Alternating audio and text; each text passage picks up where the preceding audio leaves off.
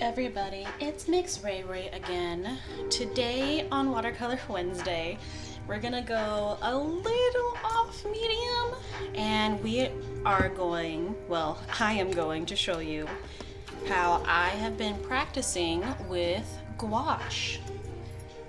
So, I know this one is technically, like, everyone calls it an opaque watercolor as a medium, but gouache to me is still very different from watercolor.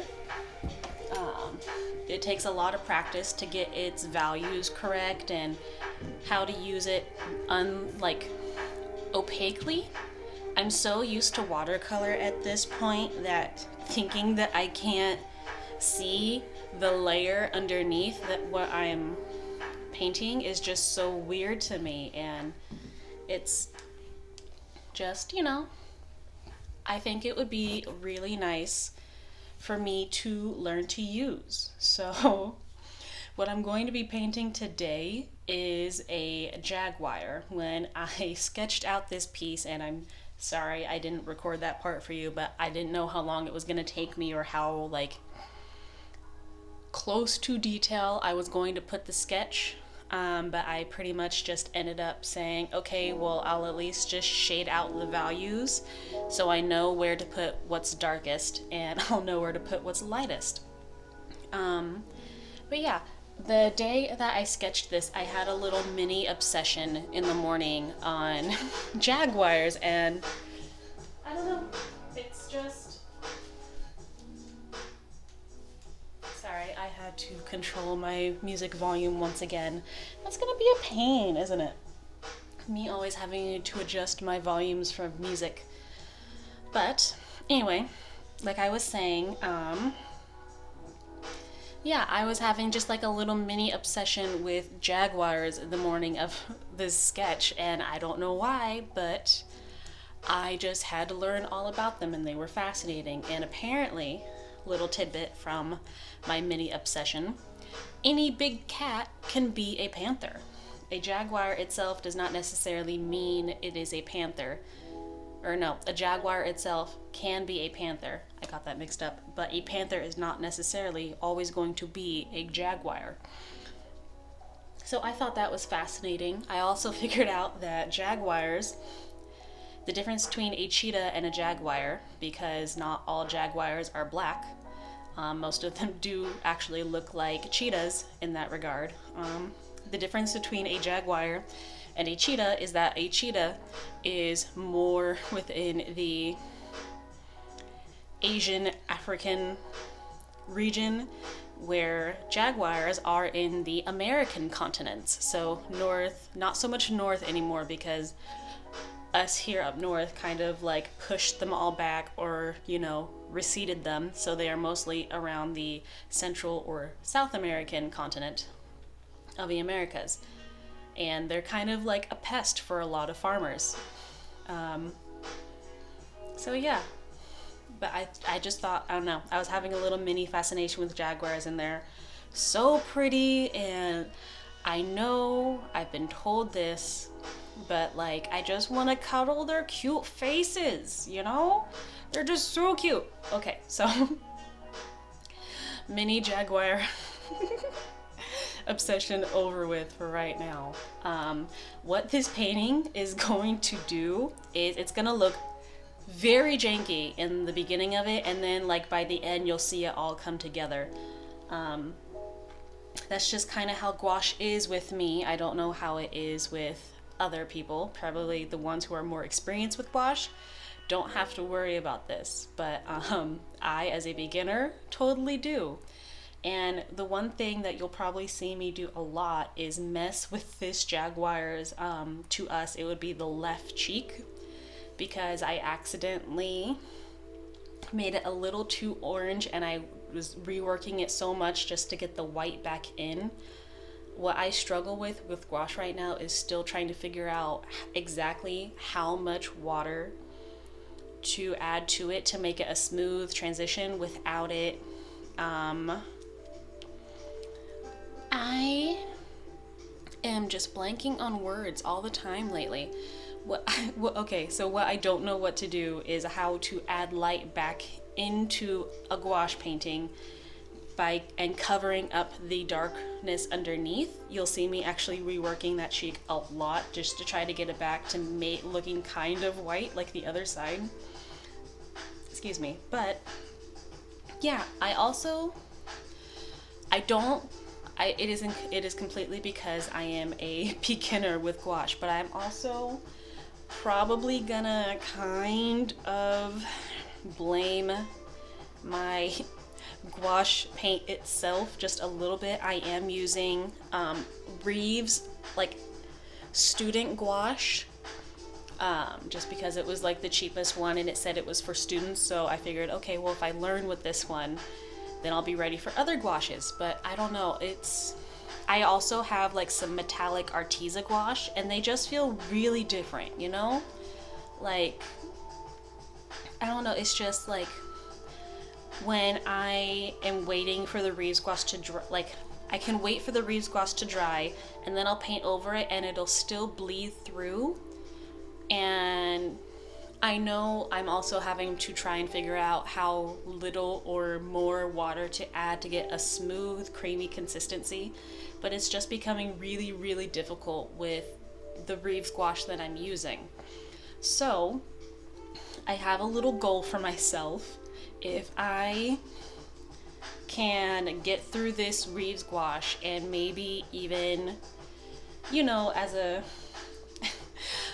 an incentive for me to start like really selling things on my Etsy page, if I can get any kind of watercolor print on my Etsy page, or even maybe make some stickers for people to sell and they start selling, then I have this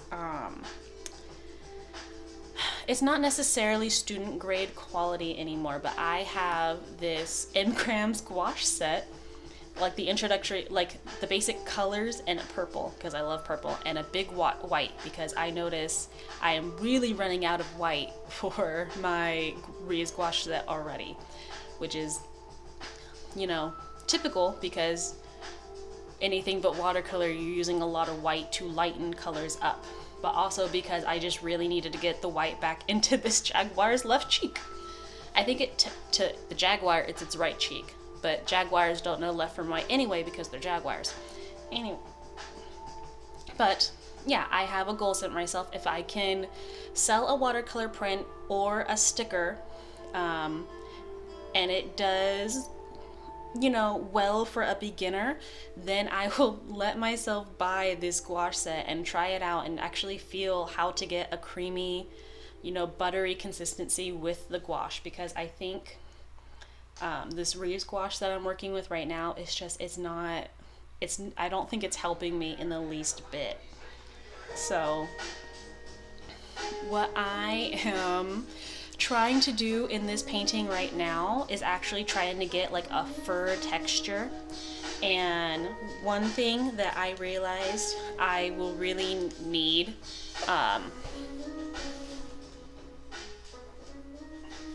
one thing I realized I will actually really need to also figure out is values.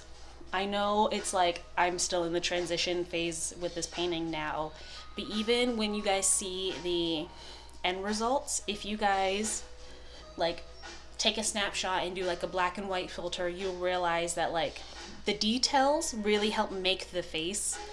But if those weren't there, you wouldn't be able to tell where the face is, where the body is, and anything like that. So values is definitely something else I will have to work with when it comes to gouache, and really anything. I think I'm lacking in values with my watercolor as well.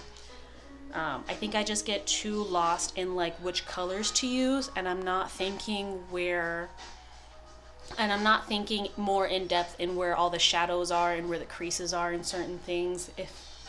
This one I am kind of going a bit for realism, like if you know what a Jaguar looks like, you can tell that, you know, this is a Jaguar by looking at it. But I don't know, it's the values in any kind of painting that really make you know, the image, and that's something I also acknowledge I have to work on. But other than that, I really had a good time making this painting, and I love how it came out. Like, this took me a good 2 hours fully, and I'm actually really having fun putting metallic like a pink metallic gouache as his nose, and I'm going to be using a metallic black and a metallic white to really do like the spots and the whisker detail in this. Not that you can see it because I mixed it with the normal solid color gouache, but it's there if you squint, and you know, I'm close enough to make it squint, so that's all that matters to me. I don't necessarily have a scanner yet, so if this were ever to be a print in the future, I would also need a scanner, and then maybe in like my Photoshop, that's when I would add in the values to make it look a little better and cleaned up. But it is what it is, and I did say I was practicing using gouache, so as a practice, I actually think this went really well. It was very rough in the beginning, but as I'm painting, I'm kind of figuring out how things work, how blending into certain colors can go, and all of that. I was using a commercial-free Jaguar reference for this, so I wasn't necessarily like flying blind and like, I know what a Jaguar looks like, and then, you know, paint a tea kettle. So that's where I'm kind of getting my inspiration on where to put like the dots and the circles and everything for this Jaguar face. Just so, like, you know, also doing that will help also me figure out where the creases in it are, where certain highlights and shading needed to go. You know, references are really big help with when you're starting out, but like, I understand how some people are like, well, you shouldn't just copy because then you're not learning anything but to copy. And so I get it. I was a little freeform with the spots, but when it came to face placement and shading, that's where I really needed the help with the references. This painting is actually almost done, and as you can see, between now and the very beginning when it wasn't spotted and I really needed to work on that cheek, there was a big difference. This gouache painting, any gouache paintings for me really always look that way. It's very rough and crappy looking in the beginning, but then like I just keep working with it and figuring out where certain colors go and how things should blend, and by the time I get to the details, everything is just in place for me to do that. I really love working with this gouache, even though I'm not too crazy about my supplies right now. But you know, live and learn. I'm practicing. I'm a beginner artist. That's just how these things go. But you know, this right here is the end of my gouache painting. This is where I'm realizing now that maybe working with values would be a little better, you know, for the painting. But as non-values go, it's like an introductory to values. I really like this. Let me guys know how you think my gouache process is going as a beginner. If you have any tips for me or anyone else, please don't hesitate to share them in the comments down below. Love you all. Have a happy October.